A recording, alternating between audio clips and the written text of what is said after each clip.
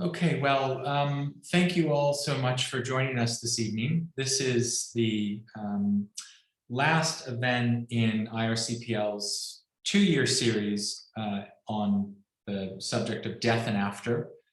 My name is Matthew Engelke. I'm the director of IRCPL, and it's a pleasure to have you all with us this evening. I just want to say a few things by way of introduction before turning over to the chair for this evening, Professor Mark Rowe from McMaster University, and of course to Professor Allison for the talk. This webinar format, I imagine many of you are now familiar with this kind of format, but we will have Anne speaking to us for about 35 minutes for the presentation. Mark will then engage her in conversation for 15 to 20 minutes. But at any point during that period of time, or indeed any point up to 7 p.m. when we'll wrap up, please do feel free to post questions in the Q&A function, which should be at the bottom of your Zoom screen. It's best to use the Q&A box, which then Mark Rowe will be monitoring, and we will be monitoring behind the scenes. So we can then know that you have something you'd like to ask Anne or contribute to the conversation. So please do feel free, really at any point, you're welcome to put your questions in that in that box. It's a bittersweet evening for me. This has been a fantastic series to run over the past 2 years. When we began this series in the fall of 2019, a lot of the ways in which the theme of death and after have become front and center in the public consciousness were, of course, not front and center, and that's maybe a bit of an understatement. But I've been just so amazed and stimulated by the conversations that have taken place over the past 2 academic years. So it's bitter to see it come to an end, but very sweet to have this ending with one of the anthropologists, my fellow anthropologists, who I have admired most throughout my career, Allison, who has done an incredible range of work on the anthropology of Japan. So I was very excited to learn from her earlier this year that she has turned her attention to the topic of death and dying and grief. It really is amazing. Anne has been working in Japan since the 1980s. She received her PhD from the University of Chicago in 1986. She is now, and for a long time, has been professor of cultural anthropology at Duke University. She's published numerous books. Her first, I believe, was called Night Work on sex workers, entitled Night Work, Sexuality, Pleasure, and Corporate Masculinity in a Tokyo Hostess Club. That was the University of Chicago Press.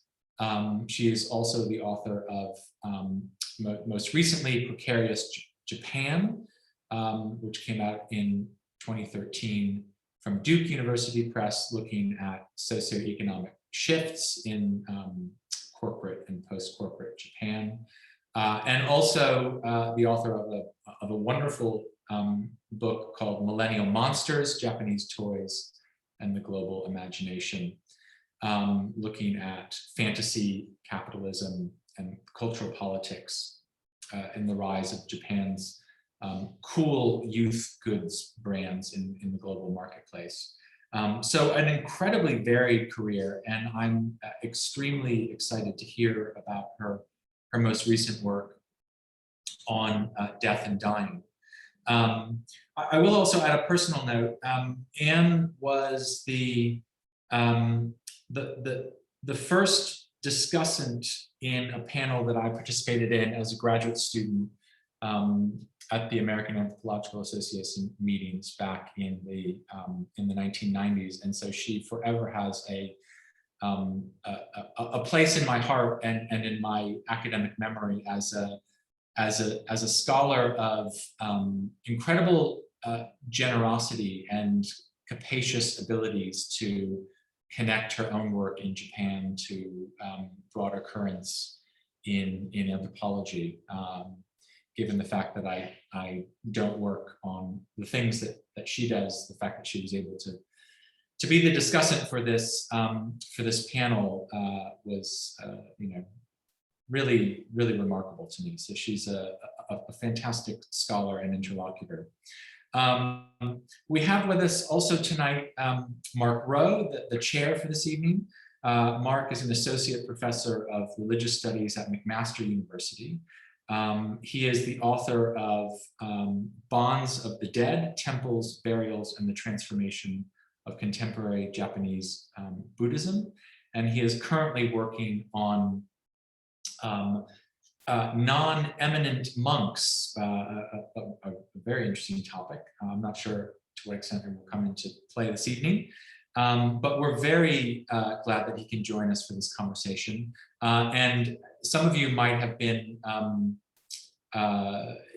expecting Professor Jillian Thomas from the University of Pennsylvania to be joining Anne, and that was indeed the case up until last week when, unfortunately, Jillian let us know that he couldn't make it this evening for some various reasons. But we're sorry to miss him, but we're incredibly grateful to Mark for stepping in on such short notice. And I think the synergies that they will have in the conversation will certainly be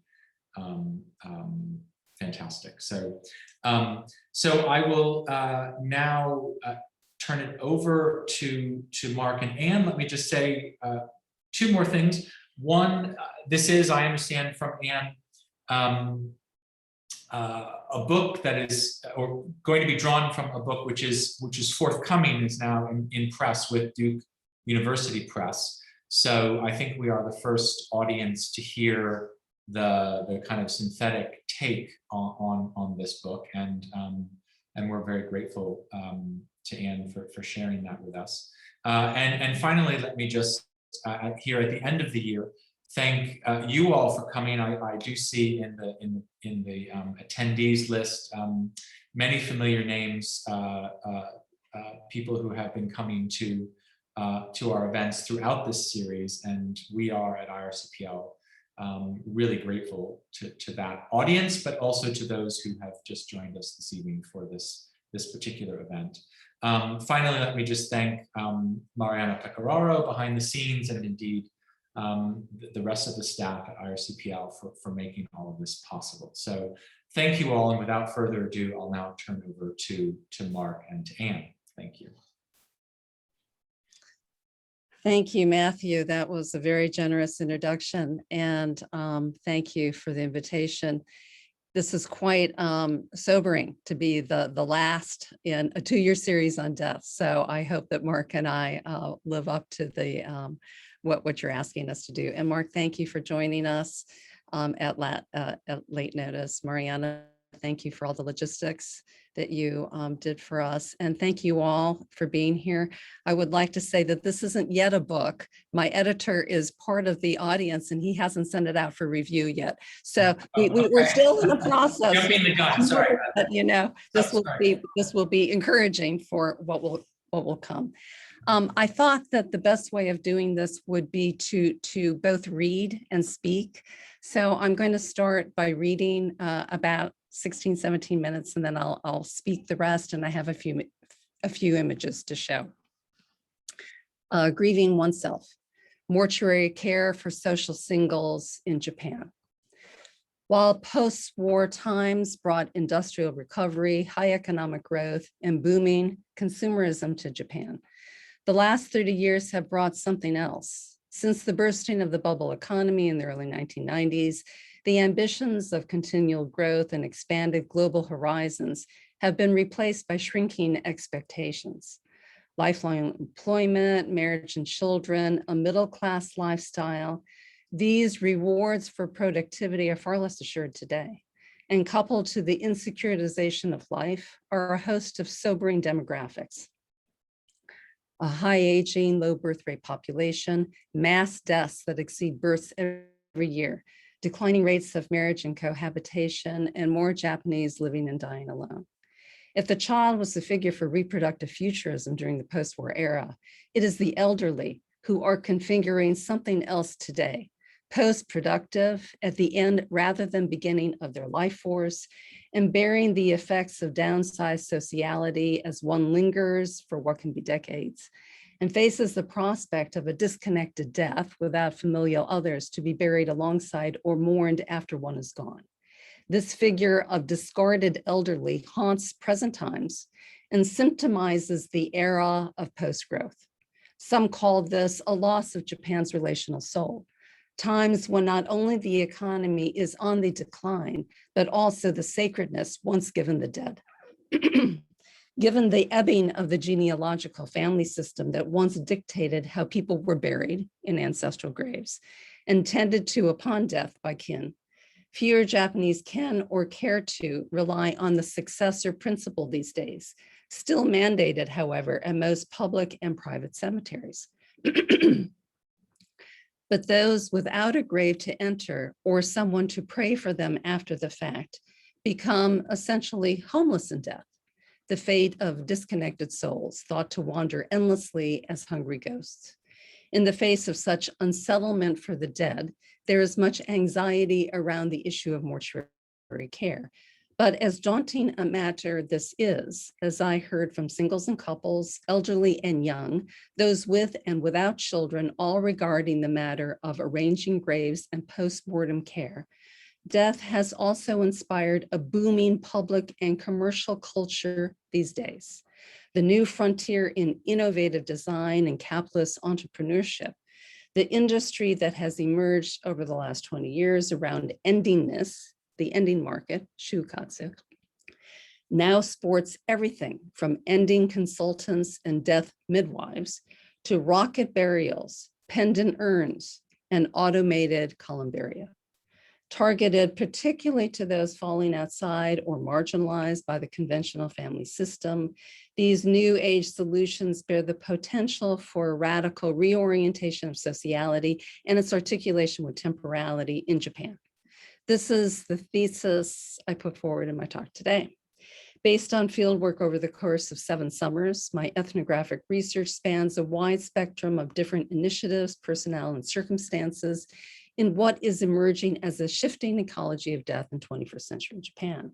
At one end, and the one I focus on here, is the tasking of the individual to prepare her own mortuary arrangements, a form of insurance to ward off the prospect of becoming a wayward soul at the end. This ordering while still alive, seizen seiri, brings death into the present and the care once given by another into the purview of and by the self. This can be undertaken with gusto by aging seniors, for whom this gives them something to do and a place, preparing for the grave with others like them, to which they belong. I call this necro-animism, a vitality engineered, if not by death itself, then by preparing for it, relying upon the individual and their ability or desire to acquire such self-technology of death management. This trend also harkens to the spirit of neoliberalism and brings the market into what had once been supplied by other forms of sociality, mainly kin, but also the community and work group.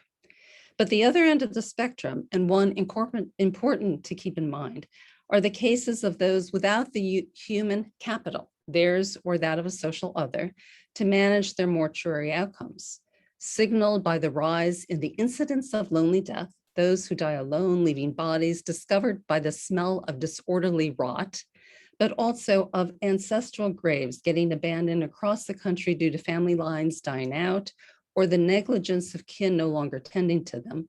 There is an excess today of uncared for dead. The news and public media are filled with such stories. Abandoned graves are as much as 40% of all those in cemeteries in some places in the countryside today. And the phenomenon of lonely or solitary deaths is increasing due to a number of factors.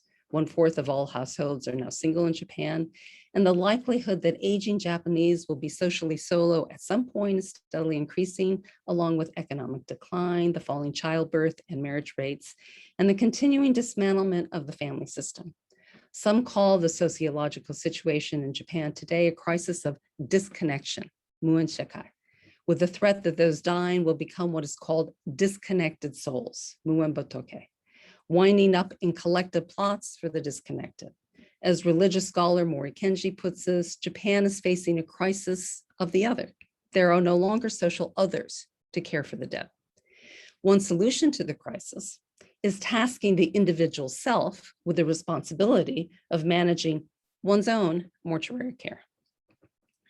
Emerging within the last 20 years is a range of activities, businesses, services, and initiatives undertaken within the rubric of shukatsu, the ending market, that cater to those looking to supplement or substitute for the family members who once were expected to carry out mortuary care.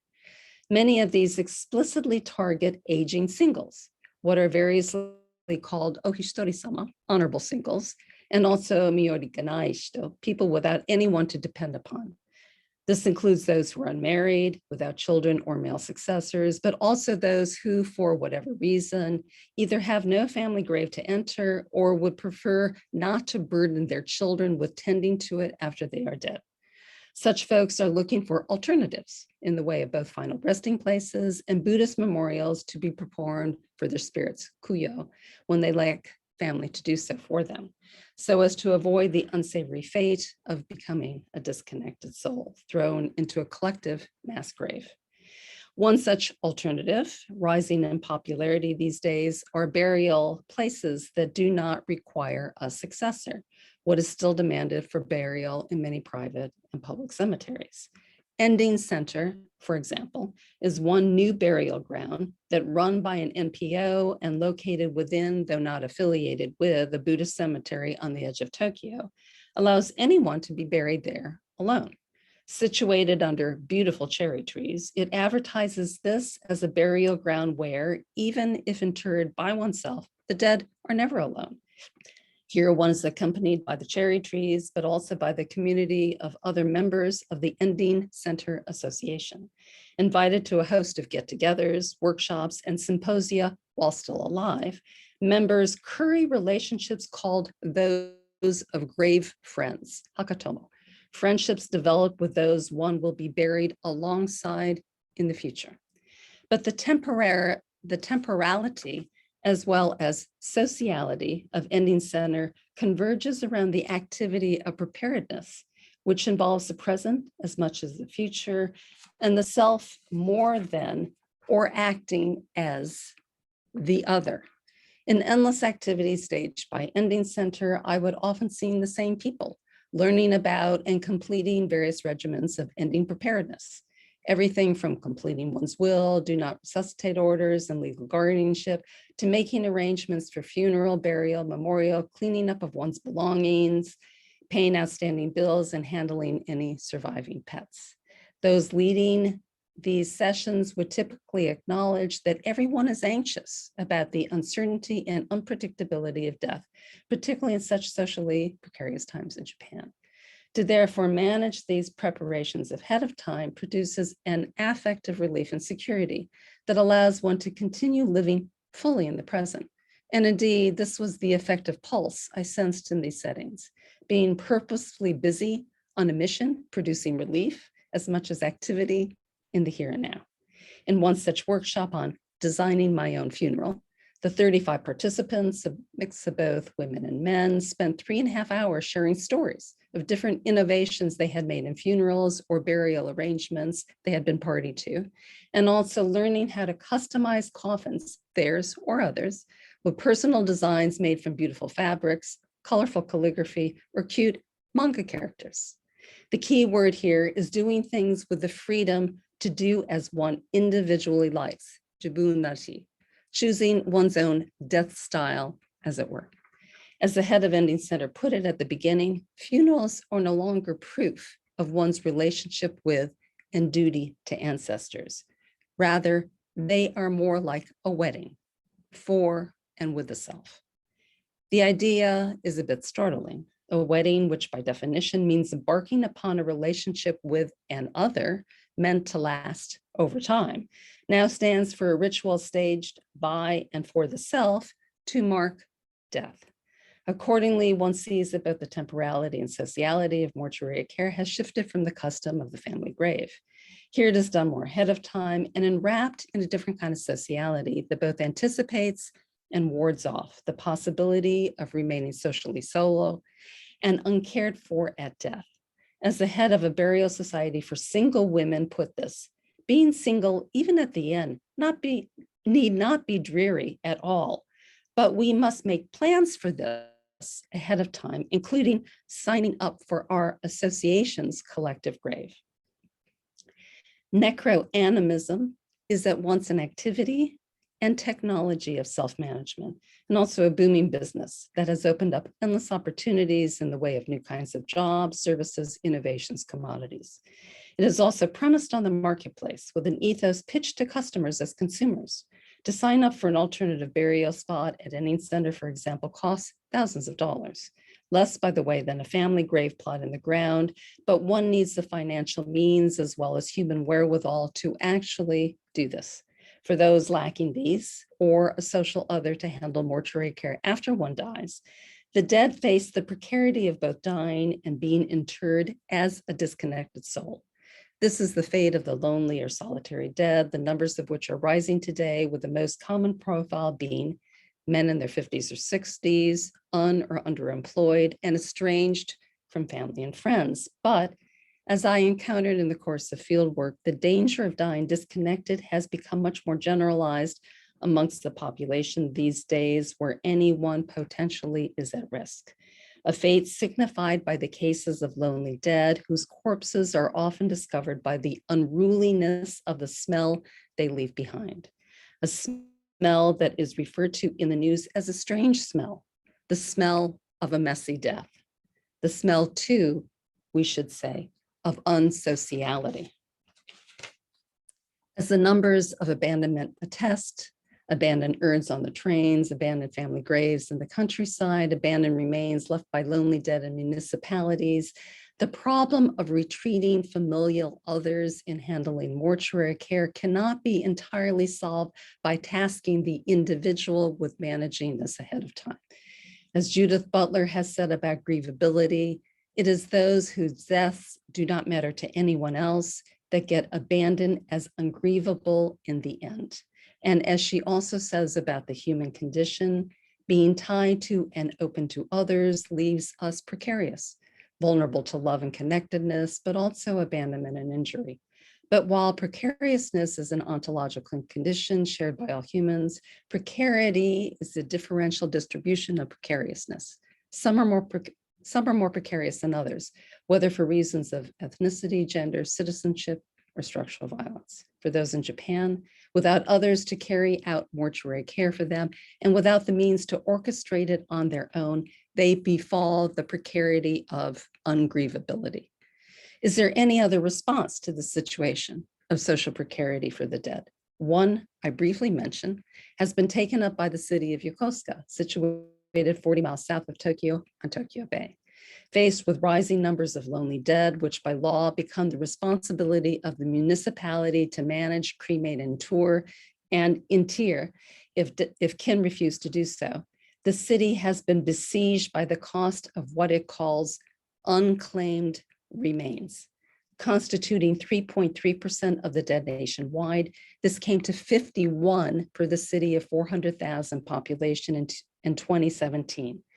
To counter the situation and the expense for Yokosuka, it started a new program in 2015 to give financial assistance to those most vulnerable to becoming lonely dead without the kin or financial means to have a funeral and proper burial. In 2018, it came up with another plan, essentially an identity card whereby those most socially vulnerable, but actually anyone, keep a record on their person and also a copy at City Hall, listing the mortuary arrangements they have made ahead of time. That way, when someone dies, they won't be treated as a disconnected soul. Rather, this identity card for the dead, as it were, accords the deceased grievability according to a mortuary plan that has been prearranged with assistance by Yokosuka City. The motivation for Yokosuka is that these pre-existing mortuary plans allow the city to tap into national funding to defray the cost for the funerals and burials for their indigent residents.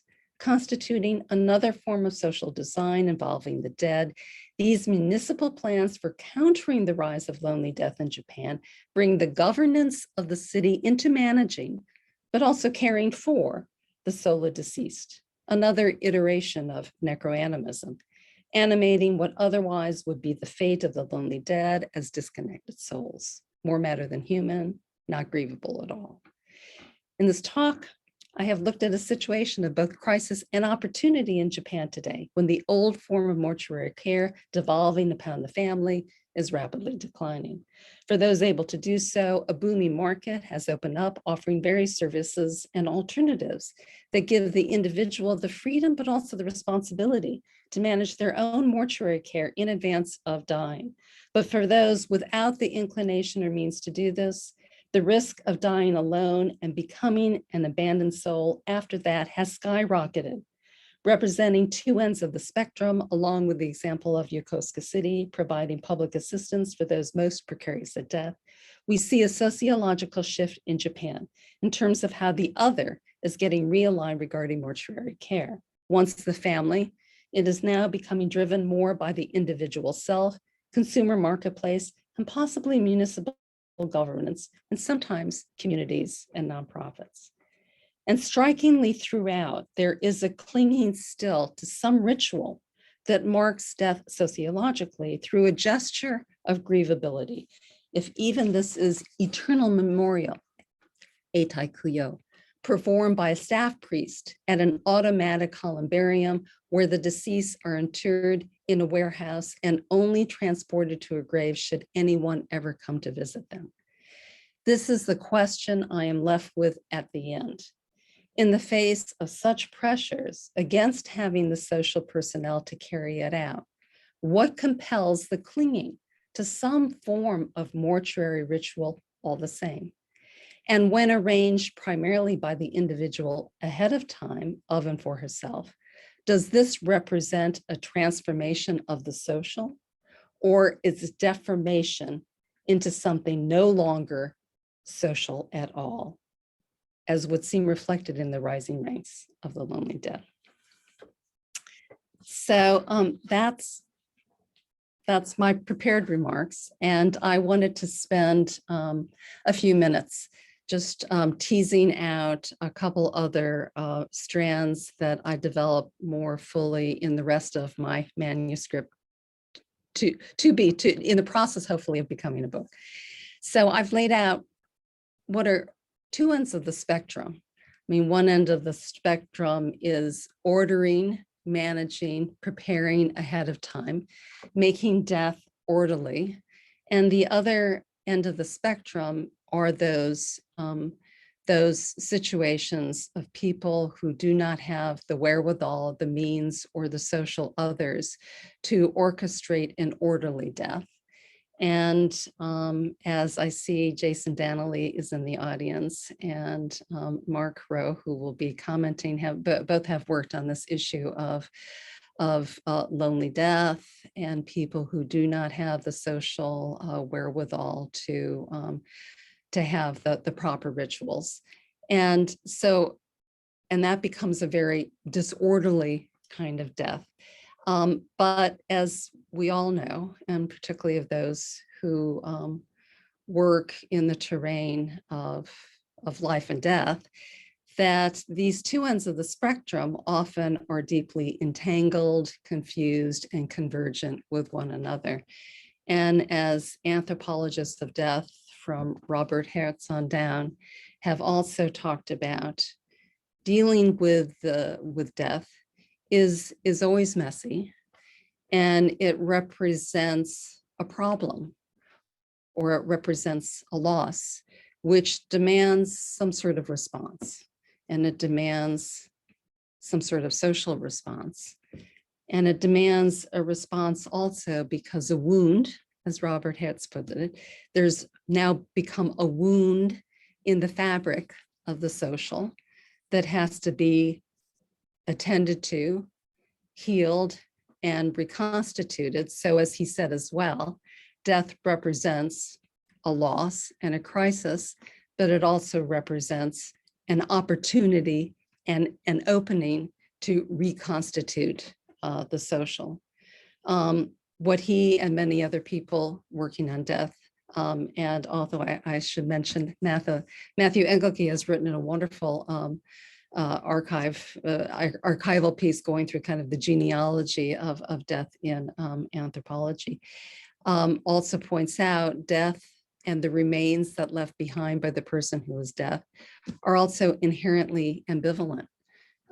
They represent something that is matter, that is now decaying, that is no longer life, can be polluting, can be dangerous, but also it's around that materiality that's left behind of a present absence. I mean, the presence of a corpse is also means the absence of the living entity that is no longer there. So how we deal with waste to turn it into something that now signifies sacredness, there has to be a lot of work being done around both the body and the entity of the deceased. Robert Desjardins, who I've drawn on a lot in his book about Yomo Tibetan Buddhists, talks about the making of the unmaking. He uses the word poesis and speaks about how the unmaking of the person who has died also and always demands a response, and it has to be a certain kind of work or a certain kind of making to tend to the body. So saying all of that, what I've also noticed in the public discourse around death, ever since I've been working on this, which has been for about a decade, is that again, you see kind of these two different poles. You see a certain kind of energy. There's a lot of kind of upbeatness, what I'm trying to refer to with the terminology of necro-animism around this activity of attending to death. And yet at the other end, there's still a lot of kind of horror and sadness and abjection around this rising phenomenon of people who wind up dying alone, and not only die alone, but leave bodies that often are discovered days, weeks, months after the fact, often by the smell of their rotting flesh. So they're discovered by neighbors, or they're discovered by a landlord. And I don't know if the other Japan people in the audience have had the same experience that I have had, but I have found that in the public reporting of such cases, there tends to be quite a lot of attention paid to the materiality of the smell, how disgusting it is. Often these bodies are said to be comorbid with the fact of hoarders, what's called gomi or gomiyashiki in Japanese, whether people who are lonely, who died lonely death actually are hoarders. I don't know, but there seems to be in the reporting of it a lot of sense of not only are their bodies decaying, but they're decaying amongst a lot of crap that they never got rid of, which is also just something that is kind of interesting. So I in the rest of the manuscript, I tend a lot to these issues also of materiality and what does it mean across the range, the death industry, and what does it mean to die alone. And I wanted to share one event that I attended early on when I started doing field work about 2015 in Japan. I found out about Ending Center, what I mentioned before, this alternative burial association led by a very interesting woman who I think, Mark, you mentioned her in your book, Inoue Haruo, who is a feminist. has her very first book when she was a journalist. She now is a sociologist of the family and of life and death. And she's also a practitioner because she runs this NPO called Ending Center. But her first book was about how in the law in Japan, married couples have to have the same last name. And she wrote a book against this, and she got into the death profession because her own mother, when her mother died fairly young at the age of 52, they didn't literally have a grave for her. Her father was a second son, and under the rule of primogeniture, usually only first sons are allowed to be buried in the ancestral grave. And her mother didn't have a grave. And she said the event was incredibly traumatic. And so she then became very interested in finding alternative forms, as she notes, as well as her good friend, Ueno Chizuko, is that the family system in Japan, even though it's fading, leaving a lot of people stranded, the family system itself is deeply problematic and excluded a lot of people from inclusion.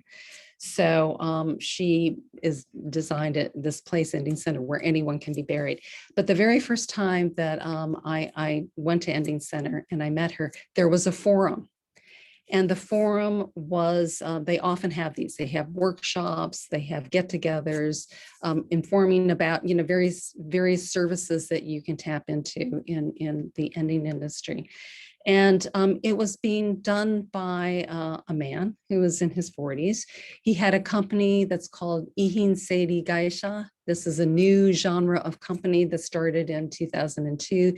These are companies that help you clean up after someone dies.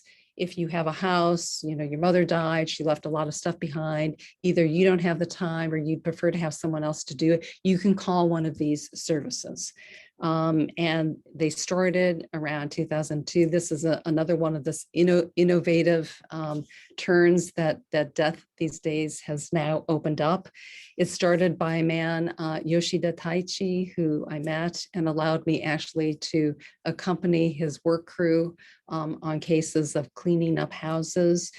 He started as a business that he called an Ihin Shori, a business of disposal of belongings of the deceased. But he decided that sounded too much like the traditional benryasan, the person who, carts away unwanted possessions to a junkyard.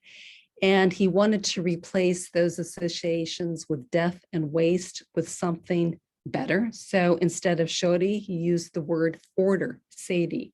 So now this becomes not a disposal service, even though that's exactly what it is.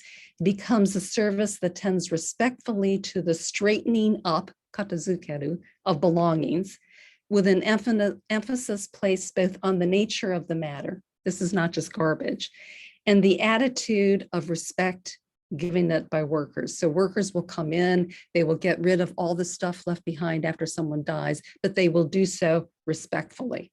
The motto of the company keepers, it is, we help in your move to heaven.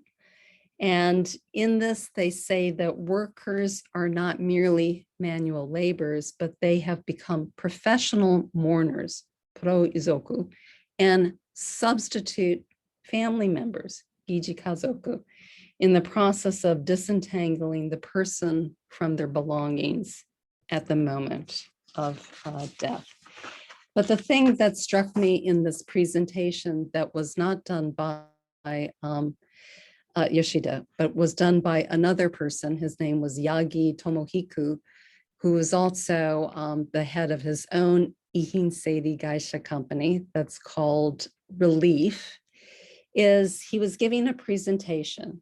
And the presentation was how to organize your life and live energetically into the end. And he said, well, we know one of the tasks that we all have probably been burdened by is cleaning up the homes of loved ones. This used to be a responsibility that fell to the kin. In this room of about 55 people, he said, do you all know how hard that can be? Many people who were middle-aged and older, shaking their heads, yes, we've done this for our mothers, our fathers, our sisters. And then in talking about this, he started talking about how, and yes, and in my job, when we go and do this, often we find incredible rooms with garbage up to the top. And we find this particularly with people who are dying alone. And dying alone is a phenomenon that is increasing these days. And I found it very odd that in this man who was trying to get people to sign up for his service of, helping to clean up homes, that he started talking about lonely death. And with kind of a sense that showing these pictures of these rooms, the affect was increasingly one of kind of disgust. And then it occurred to me that actually he was talking about us, that all of us in the room, we could be people who could die all alone. We could be people who would have these rooms full of waste. Our own bodies could be this waste. And there was also this incredible sense of kind of moralism, is that we should negotiate one of these services to clean up our stuff ahead of time so we don't leave a burden of our waste with other people, our neighbors, our children. And this is another one of the goads that I find in this new business of death in Japan, is this anxiety and this fear that someone will actually become a lonely dead oneself is also used to inspire and incentivize people to manage their mortuary care ahead of time. So I think maybe I should I think maybe I should stop there and just show a few pictures and then turn it over to Mark.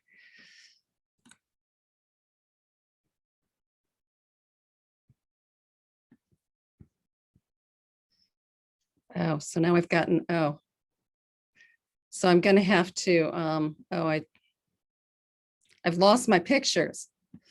So let me see if I can find them again. Oh, here they are. Okay, here. So this is a major, this is called Ending exhibit. Started in, I think, 2014. It's an annual exhibit for mortuary workers.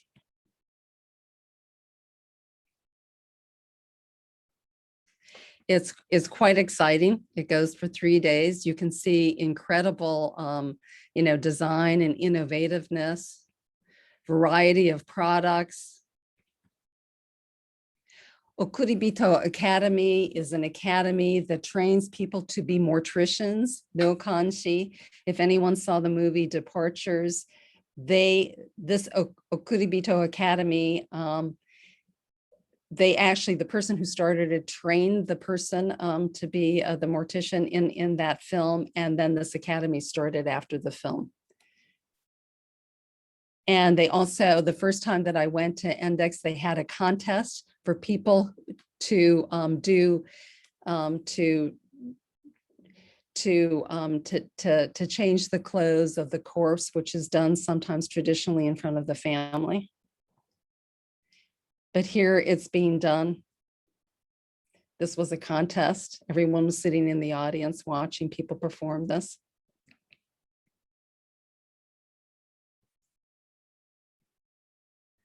This is a flower arrangement.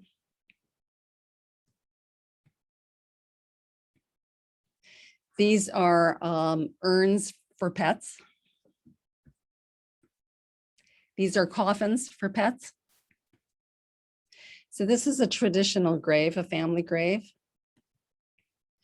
This is an abandoned grave. You can see how untidy. This is, so Mark will know this. This is an alternative graveyard, Myokoji. This is a collective grave on Nonbyo.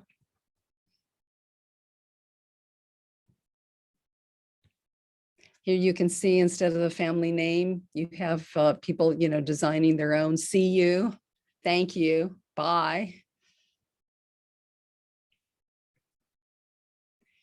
This is a collective grave for the disconnected.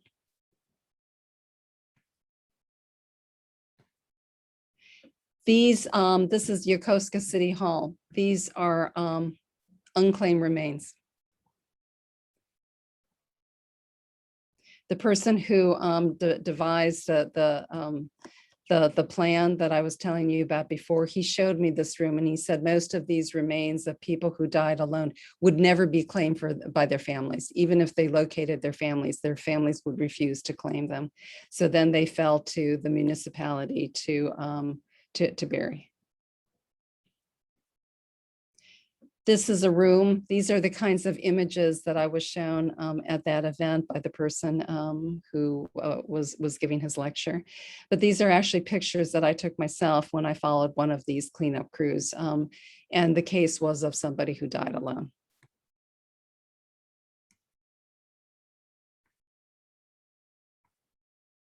This is one of the cleanup workers.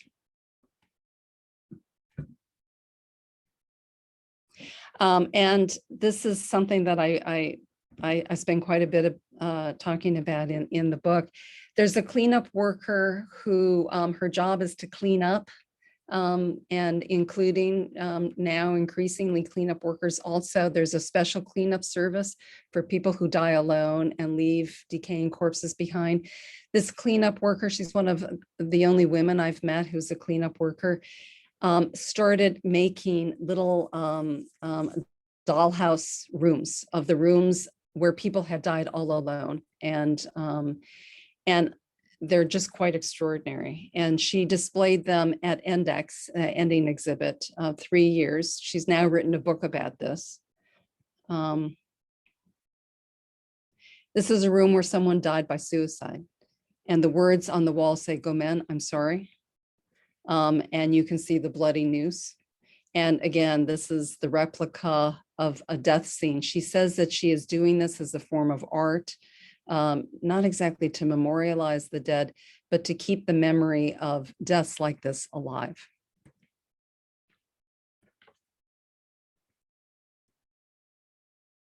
She also, almost the most extraordinary, are these little rooms of hoarders. This is her. And to end, I thought that I would just read 2 paragraphs that I have at the very end of the chapter that I write about cleanup workers. And her name is Kojima Miyu. Kojima states at the end of our interview, "Our job is to clean everything up, but the smell never entirely disappears." In her craft, so carefully wrought, of miniaturizing death scenes, Kojima would seem to be purposely holding on to the smell, conjuring it, if not literally, then imaginatively, in the remains she gives to the remainders of lives that ended all alone. Arresting the death in time, she preserves it, a repetition of a death that is therefore not a death, as if to let this at least speak of the life she recognizes in and of the deceased, touching the dead as if they matter, have mattered somehow, and making sure in these replicas of death that we, or someone at least, doesn't entirely forget. As I stand in front of her miniatures in the garage where To Do, she works for a company called To Do, where To Do Company keeps its warehouse and Kojima crafts her art. She is dressed in a down jacket and me in my winter coat.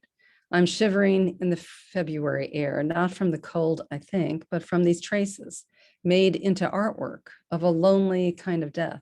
So ineffable and strange, disturbing, yet utterly profound. These dollhouses hit me deeply, clutching my ability to find the words for the interview I came here to conduct. Instead, I stand quietly looking at the scenes, feeling much like I did on the day when, shadowing the keeper's crew on site to the house where a man had died, sitting up all alone, I also stood at the scene of lonely death, taken there by the head of the work crew, showing me the blood, addressing the life that ended on the spot, and putting up with the smell, unsocial, unruly, but all too human nonetheless. Thank you.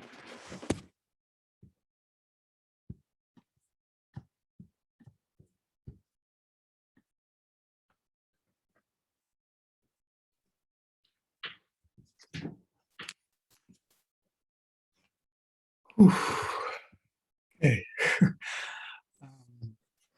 Thank you, Anne. That was a very powerful ending. I have seen the written portion of the talk, but I was not at all prepared for that. So I'm just going to take a second.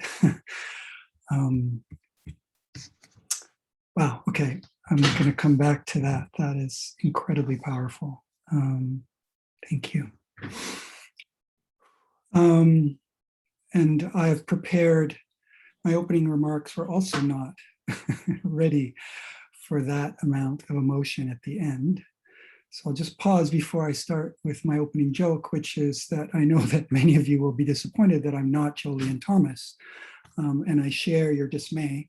But I will say that even though I'm not Jolie and Thomas, I often play him on TV. And if he were here, I know that he would be, I can guess that he, the kind of the parts of this that would be interesting to him, and I will try and honor that. But my interest is primarily around death and burial. So that's where I will be coming from. I'd just like to thank you, Anne, for just this incredibly energizing and abundant talk. I love this stuff. I love the imagery and multisensory evocations of your talks. I really appreciated reading your language again. It's like an old friend, you know, telling new stories, familiar but brand new in the telling. So really happy to have been included. And I was so struck by, and again, you bring it up at the end, it's this odor of a messy, lonely death, you know, the smell of unsociality. I've written recently about the nostalgic scent of Shoah, but now you've got me thinking about the stench of abandonment from Heisei. And, you know, just to hit some of the key points as I understood them, I see you focusing on a key shift in the sociality of death, on how a certain subsection of the population, increasing by all accounts, is bringing the future into the present by confronting, although I think maybe a better word is inviting, the reality of death into the now. And one of the things, you know, one of those neat congruences is I'm currently reading a dissertation draft, well, hopefully final draft, by one of our PhD students, Jeremy Cohen, who does anthropological work on radical life extension. You know, these people who, you know, are either freezing themselves or believe that they can live forever, you know, and this all this rad fest stuff in Arizona, and the way in which, you know, this kind of anthropology of the future seems to be a growing field. And so I was really interested in that overlap. And we can see in your talk how the people you're looking at are engaging with the practicalities of death, and the way you make that clear that this includes corpses. And you do a great job of keeping us from going entirely metaphysical with this. Bodies, lest we forget, can be a real pain in the ass. And you keep that front and center, and I think in a really useful and important way. You also, near and dear to my heart, bring attention to how these emergent forms of mortuary care reveal changing death practice and sensibilities, but not merely as reflecting social expectations, but also as shaping them in important ways. And that's something I'm hoping you'll say a little more about in our discussion. And then again, you offer these two wonderful entry points that help us to triangulate the range of people enmeshed in this new sociality of death. On the one hand, those with, for lack of a better word, agency, right? Those who are practicing what you call necro-animism, vitally engineered, if not death by death itself, then by preparing for it, a vitality, I should say. And also you say at once an activity and technology of self-management. And then on the other hand, those, you know, who die alone, unnoticed, sometimes for days and weeks. And you situate all of this against a background of national anxiety, emerging, produced, amplified out of very concrete demographic shifts, which we're all fairly aware of. I really love the Okuribito Academy It's fantastic. A trip. And it just brought to mind something, especially with the way you ended. In the book, maybe I think most of us are familiar with the film, but in the book, the No Kanfu Nikki, the Diary of an Encoffiner, Yeah. perhaps many people remember the scene in the film where the main character encounters an abandoned body and there are all the maggots there. And in the film, it's very much that kind of repulsion and then respect for his senpai who just goes about his business. But in the book, there's an extended sequence because the author of the book, upon which the film was based, is a devout Jodo Shinshu follower and writes specifically of that moment of seeing Amida's shining light in those very larvae. Yeah. And, you know, I think that part of the book and all of the Buddhist side of the book was left out of the film, which is a big part of why the author never showed up for the Academy Award. He wasn't angry, but he protested in that way. But it brings to mind the way in which, you know, these are people who are falling through the cracks of Japan's modernity. And I really appreciate the way that you and the woman doing these dioramas is bringing dignity and attention to that, and not necessarily in the way of Amida's light, but bringing a kind of just respect and vision and awareness to it. So thank you for that. And I look forward to seeing that in the book as well. Whew. I don't know if that is leading to anything, but I've also got like specific questions. Mark, that's lovely. That's really lovely. And I don't know if we should just open it up to the questions, but that's wonderful how you end about, I had forgotten that. That's right. The person who wrote the book is exactly in that corpse and in the maggots and the disgustedness of this, sees something. And you're right that this woman who is so interesting, Kojima, who's doing these dioramas, she's, I interviewed her and she's not very articulate about why the hell she's doing this. And she doesn't have to be, but she does it. And what's so incredible is that she spends all this time and such fastidiousness, such fidelity to the detail, even the detail of shit, quite literally, particularly these rooms of hoarders. She has teeny little pet bottles that she says would have been filled with urine because that's how the person who was in the room was, evacuating. And she has that, and but she's doing it. And I said, is this hard work cleaning up rooms like this? And she said, no, and so she herself is, this manual labor. So in answer to your question is, how are these new practices themselves being, exerting their own transformative, potential on the socio. I mean, she's a worker and she's giving some sort of recognition and grievability to these people who otherwise died without that. And what does that mean? That these people who otherwise are slipping through the cracks are being given something of grievability by workers who, and in this case, if you don't have a family who's doing it for you, it's the municipality who's paying for the cleanup worker. They're paying for it. Could you say a little more about the connection between grievability and grief? I mean, I think in your talk, we feel the emotion. A lot of my questions from the paper were like, let's get at the emotion, but I should have known that you were all about getting at the emotion that you did. I mean, we have to do that, especially in this work. Otherwise, we're not being honest at all. But there's something about grievability, and I'm not really as familiar with Judith Butler's use of the term, but there's something about it that feels both inclusive and that it allows for and highlights the social, economic, gender disparities. But there's something about it that feels sort of corporate, like profitability. So could you say a little more about? Well, I mean, that's a great question. And I would be as interested to hear what you have to say about it. And I see there are plenty of people, who I know either work on affect or death, who could say something about this. I mean, that's a great question because some people are anticipating that no one will grieve them. They won't have anyone else who will show grieve. They won't have anyone to visit their grave. They won't have anyone to remember them. And so in part, I'm wondering if, I mean, can you grieve yourself ahead of time?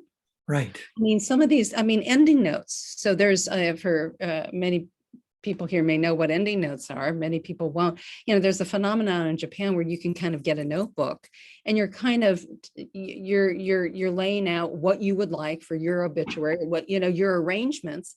But this is even done by people who are all alone. So it's not like you're necessarily writing it for someone else is going to read how you want to be remembered.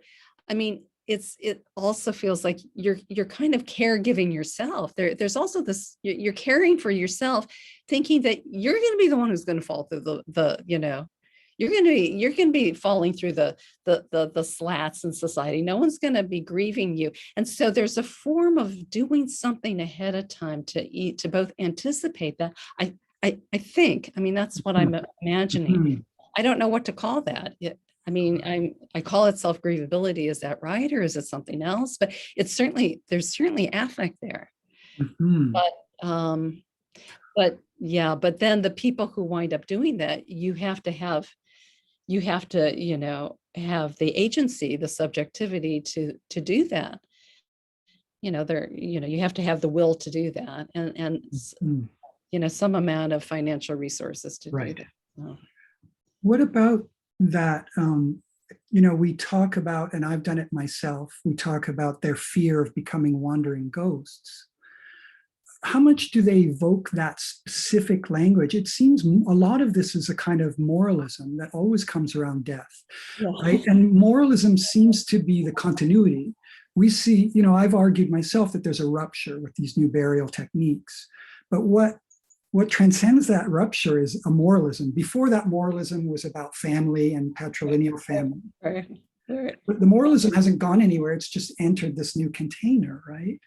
Well, Mark, that's great, because like when I was watching this guy at Ending Center showing these image after image of garbage, and I realized, oh, he's talking to us. He's saying, don't do that to your neighbors, with the sense of moralism, like, oh, that would be so disgusting that you would endanger and inconvenience maybe a neighbor who you had never met.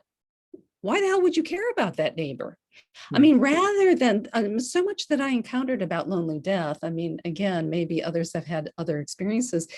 It's not so much that you have incredible sympathy or empathy for the lonely dead. It's more you have disgust.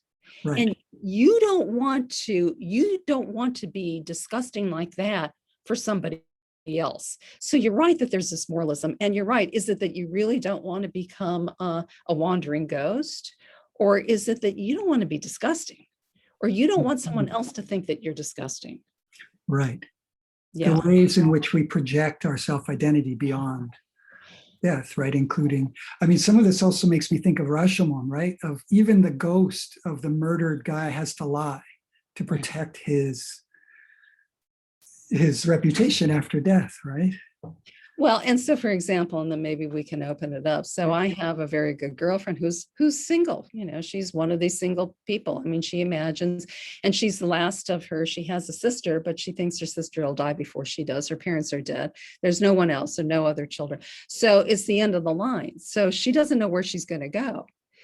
But is it that she's worried that she's going to be a wandering ghost? What she says is, well, if I would go into the family grave, well, no one would tend to it. Well, it would be a mess. Well, other people would see the messy grave. And I think that's what you're worried about, that other people would see the messy grave.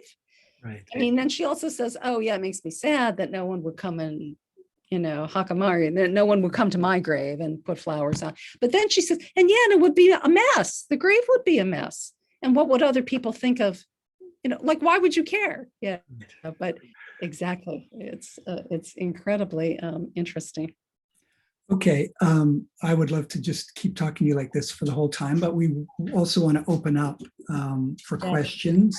So the form of it is, if people should see the Q&A tab at the bottom, and you can just click on that and type in. And I'm going to just go ahead and read the questions on behalf of people. Hopefully that's okay. That'll make it move more smoothly. First, I'll start with Raphael. How can we understand these narratives around the notion of dying alone and social singles with the practice of collective suicide? Do you see connections between these two ideas about death anxiety and solitude? So collective suicide, Raphael, are you talking about the, the net suicides where you can go on net and then you have a collective suicide with what had been strangers, but is that what you're talking about? Or so I don't know. Mark, what do you think? Do you think that's what maybe he's referring to? Around the notion of dying alone.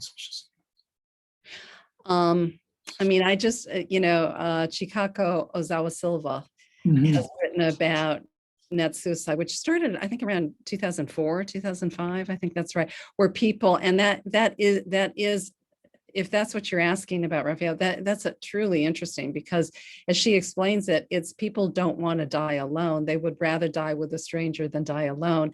And what she says is the idea of dying alone is really uncomfortable. It's really unsettling.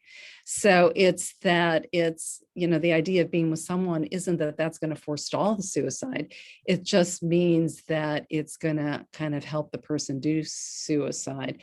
And so I don't quite, yeah, you're right. That's interesting. I think it's a slightly different phenomenon. It's people who do want to commit suicide. And, I haven't, in this book, at least, I dealt a little bit with suicide in precarious Japan, but in this book, I'm not particularly thinking about suicide. So anticipating suicide and wanting it to be social. I mean, it's incredibly interesting, and also strikes me as incredibly Japanese. But I don't have anything more profound to say. Mark, do you have anything you want to add to that? No, I think you've handled it as well as I don't really have a thought on that, to be honest. I'm not entirely sure, as you were not, about that connection. I think what it evokes for me is this idea that, this idea of muen, of dying without connection, of dying without bonds. One of the things, and I wonder if this is in part an answer, is a lot of the framing around dying muen is as a terrible thing, as dying and becoming, this wandering ghost without connections. But, I've done research on this, and I also found a lot of framing around it in a more positive way, that as a way, not as a negative, but a way to kind of break free of overdetermined bonds of family and region, right? As, those kinds of chains, not as bonds and connections, but as fetters, as chains to a patriarchal Meiji period imagining of a Confucian family as a basis of the state. And, muen, not as a negative, but as a possibility of new types of connections. And it seems like that's what your work does. And maybe I'm not trying to make light of the suicide, but maybe that's also part of that impulse. I don't know. Yeah, I mean, Mark, that's right. You write about that quite a bit, about the opening up and the limitless, rather than the limits imposed by, I mean, if family is the connection, family can be deeply problematic. And so breaking free from that, and I think you mentioned this too, Inoue Haro, the person who started Ending Center, she says that 10% of the people who get buried there are married women, right, who purposely, they've saved up their money so they can be buried there because they want to be disconnected from their husband and their mothers-in-law in the grave. And she calls it post-death divorce. Right. They didn't manage to divorce while still alive, but God damn it, they're going to do it after they die. Which is, so you're right. So thinking that, the family itself is incredibly burdensome. So wanting to extricate yourself from that could be potentially a positive. And so I guess maybe the best answer, Raphael, is possibly there's something about that too, that you're leaping into a suicide and with other people and hoping for something that is better than what you have now, because now is painful. Some version of that. So Hank Glassman has a question. He says, can we call this gyakushu? Gyakushute. How does it compare to and differ from those pre-modern practices This also connects to worldwide trends like Swedish death cleaning or kondomari. Yes. Is it different in Japan, especially? He mentions also at American Zen centers. I can talk about one. People take seminars to do this preparatory Right. work. Right. And Thank you. Hank also, as a follow-up, also Oh, the okay. theme of untended grave. This is the origin of mummies in Mexico. Oh. Huh. Thank you, Hank. So much nice stuff that you give us. Yeah, I was going to mention Konda Marie, the declutter, and Danshari, the notion of, mindful detachment, which does really feel like it is on the other side of the messy, smelly, hoarding kind of death that seems so repulsive, and purposely repulsive. If you're repulsed by that, that's also incentive for signing up for a service to make sure that you pare down your stuff and declutter your home before you die. I don't know much about Swedish death cleaning. Yeah, so Swedish death cleaning is also washing the body. Is that right? Washing the body before you die. And I think that's also in some parts of the world, that's also a Muslim practice. And I think that's also, a Jewish practice. So I don't think Japanese are alone in the idea of cleaning the body before you die, as you see with the no kanshi and Okuribito Academy. I don't know what Gakushu is. I don't quite know what that is. I don't. Yakushu is my understanding is like preparing for death and doing those things before while still alive. Yeah. I mean that, and so how does that compare to other practices that predate the current times? I don't know. What does strike me as particular about this particular moment is that you find more and more people, because of the demographics that we talked about, are literally living alone. I mean, a lot of people do not have family, they don't have successors, they don't necessarily have a work group, because now work has also become irregularized. They may not have tight relations with their neighborhood. So I do think that there's something socially social singletons. I do think that that's a relatively new phenomenon. Not that there weren't people always who were on the outskirts of society, but I do think the numbers of that are new, and so that calls for a preparation of a different kind of order, I think. Did you see people like performing or practicing actual Buddhist funerals or Buddhist rituals while still alive? Or I know some temples allow you to lie in a coffin to feel what that's like. And I've done that. Yes. Not that fun. pictures, or it didn't happen. Only 60 seconds. That was more than enough for me. That's a really great question, Mark. I'll try to find out about that, whether you could actually perform a ritual, a Buddhist ritual before you die for yourself, engineer it for yourself. That would, I think that's the Gyakushu that Hank's referring. That would be really interesting, and that I don't know.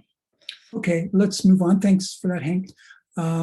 Cindy is asking, she says the talk was so amazing. Thank you. Less of a question, but a comment. I'm struck by the similarity in work I'm doing on living people with large bodies who are described as fuketsuna, right? Versus those who are described as akarukute, genkina. I now understand that those described as fuketsuna are disconnected, disgusting. So she says, thank you for that. Right. Yeah. Thank you. Yeah, no, that's really interesting. I hadn't thought about that, and I would be interested to hear more about your work. Yeah, I mean, there is something about the materiality of, the lonely dead that is interesting, and it's disgusting, but the dioramas that Kojima makes are also riveting. And when she displays them at Index, she has a big crowd looking at them. So it is also kind of what you were mentioning about seeing Amida Buddha in the maggots of the corpse. There is also a fascination there, and there's kind of a profundity there. And I don't know, Cindy, how that relates to your own work, and maybe you could, maybe you could elaborate. I don't know if there's a connection, but there is something that's both disgusting, but then there's kind of an excess to that, and I think Kojima's, she's not just cleaning up, because at the end of her job, she's cleaned up the mess. And yet she makes sure that she holds on to it. She takes a picture before she does the job so that she can create with incredible accuracy these miniaturized versions of the mess. And again, what's drawing the fascination there? I don't know. So again, Mark, if you want to comment. Well, I mean, there's so much possibility with those. I mean, they're like dioramas, right? And what's missing from them is the scent, is the smell, right? And, they offer a kind of, they offer a little bit of access into the horror, but they're also sterilized in a way. I'm not sure. I'm just kind of thinking as I speak, but. What I play around with at the end of that chapter in the book is I say it's as if she's trying to produce that smell. I mean, you don't literally smell it because the smell is not there, but whatever that smell is, I mean, apparently Aristotle said that smell is the sense that is the most unruly. And in a way, I think the most social, because once it's inside you, it's hard to get, you can't just take it out. And it's as if she's trying to get into your psyche with these things. And it's as if she's trying to produce this smell because they're riveting. I mean, you're riveted standing in front of them. I'm thinking of Jackie Stone's work on medieval deathbed practices. Oh, nice. And the kind of shift from just being, when you died, you had these good friends who were there to make sure you died the right way. Unlike the contemporary ideal of dying in your sleep, you needed to be awake, chanting, focused on the Buddha. And part of those friends' work was A, to do that, help you with that, but B, to report on the conditions of your death. And increasingly those included, miraculous events and purple clouds and Amida coming down. But what they also always included was details on the beautiful smells. Wow. Right? In other words, they just ran counter to the biology of death, because if you've been with someone who's dying, you know that it's not like that at all. So it's fascinating to me the way in which they really try and deal and not ignore, but overwrite the reality of the stench of death, as you say. So it's an ongoing. I mean, James Siegel also wrote a really interesting article way back in the 80s from Indonesia, from people who he's working with about smell and about corpses and about how the smell, if you smelled the dying corpse, it could trigger memories that would be kind of crazy. And that in the person smelling it, and so they always had to have incense to try to protect the living people from being overwhelmed by that smell. So there's something about the smell that's really interesting. Yeah, I don't envy you having to evoke that in the writing, but okay, I'm going to jump back. Nicola, she writes, you mentioned, I'm sorry, they write, you mentioned that choosing one's own death style is rather like planning a wedding to the self. Are people treating it in this way, almost as if it is an alternative to this rite? Could you expand on whether and how this is a gendered process? Yeah. Okay, sorry. Planning, are people treating this as if an alternative, right? Could you expand on how this is? As an alternative to are people treating this almost as an internal? Yeah, the thing about wedding is so interesting, because apparently there's also a practice now of people being alive and literally staging a solo wedding. I don't know if any of you have heard of this. So people who, single, and that is gendered, apparently. It's women who are single and often happily single. They don't want to get married, but they want the wedding. So they stage the wedding and they have guests and it's so they can have pictures of them in the wedding gown. I mean, they want the ritual. So it's interesting that it was Ina Uehara who said, yeah, so we are asking, we want you to think of the funeral as being for you. It's like a wedding. You don't have to honor your ancestors. It's for you.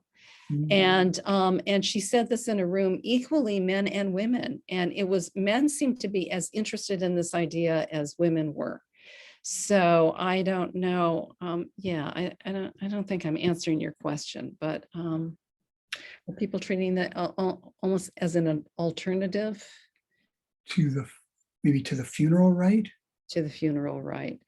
Yeah, I think they're treating it, I mean, and talk about, again, the question that you asked, Marcus, how are some of these innovations themselves producing social, change?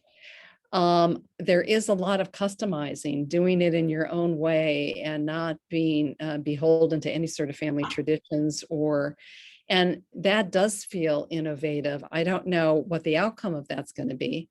I mean, what I'm curious is, and I see that Jason Danley has asked a question. I wonder, thank you, Jason. I wonder if we could just jump to that because that seems related. He said, what about people who are disengaged? Is that the flip side? Are there people, who are indifferent to mortuary rituals? And Jason, you say that you've encountered this many times. I've encountered that too. I've encountered, people who say I couldn't care less, but often they nonetheless want to have their ashes someplace. They don't want to have them no place, even if it's an automated columbarium, which is how I end the book. I mean, what is an automated columbarium? It's all set up so that you could visit. But I think a lot of the people go there. It's just, they're in a little storage unit. So I do wonder if that might be an alternative going forward, that there would be people who would say, no, it doesn't have any social significance. I don't have any social others. I can, have a good life before I die. And I don't need to have spend any of my money for a mortuary, care if no one, so I wonder if that might not be, another, that we might see more of that going forward. I guess I wouldn't be surprised. And this just evokes something that I wanted to ask you quickly. What about other groups that are kind of excluded from the traditional paradigm? I'm thinking here of LGBTQ, people who identify. Yeah. Did you find? Yeah, that's a great question. Yeah, and you know what? Yes, that's a great question. I haven't done a whole lot of stuff with LGBTQ, but I think that they're very much a part of alternative ways of, of getting buried. And in Ending Center, you can be buried any way you want to, and you can be buried with your pet. And that's not allowed in traditional Buddhist cemeteries and presumably however you want to be buried, that would be okay. So I think these new burial grounds that will say that they're non-dependent on the successor principle, you don't need, and they'll say clearly, family not needed for this, successor not needed, presumably that would be, a boon for LGBTQ. I mean, I would think so. But also pets. Right. We're also pets. And I think that is going to be a rising thing. People, I mean, I talked to one woman, she said, I'm getting buried in any center all by myself, but I'm going there with my favorite cat, and the cat already died. And the cat is, I've got the urn and we're going there together, and I will not be alone. I'll be very happy there. So that's also a trend. We'll just do a quick shout out for Barbara Ambrose's book on this topic to anyone who's interested. A question from Ellen Bedone, who says, thank you for this profoundly moving presentation. I wanted to mention a parallel between my own experience talking to people about death in Brittany, France, and your own work. In Brittany, too, I found that people worried about how an untended, messy grave would look after they died, if they were forgotten. It was a source of shame. Another parallel with Tony Walter's work in the contemporary UK, in his book, The Revitalization of Death, he talks about the Sinatra syndrome, or doing death and funerals my way. This individualization of funerary ritual as an expression of the self sounds similar to what you are describing in Japan. Does the moralism associated with preparing an orderly death for oneself reflect something like Foucault's disciplining of the self?